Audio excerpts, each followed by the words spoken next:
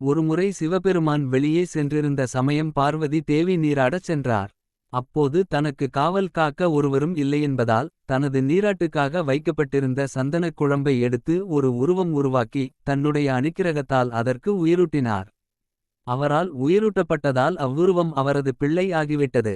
எவரையும் உள்ளே நுழைவதற்கு அனுமதிக்க கூடாதென பிள்ளையாருக்கு அறிவுறுத்தி விட்டு பார்வதி தேவியார் நீராடச் சென்று விட்டார்.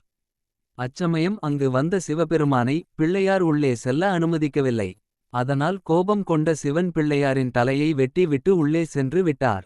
நீராடி முடிந்ததும் தேவியார் வெளியே வந்து பிள்ளையார் தலை இல்லாமல் கிடந்த கோலத்தைக் கண்டு கோபமும் ஆவேசமும் கொண்டார்.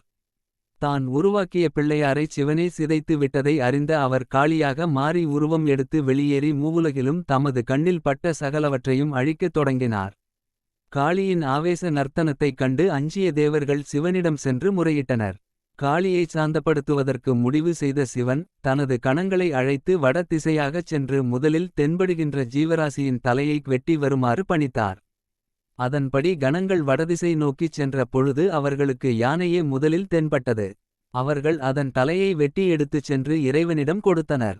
அவர் அத்தலையை வெட்டுண்டு கிடந்த பிள்ளையாரின் உடலில் வைத்து உயிரூட்டி விட்டார்.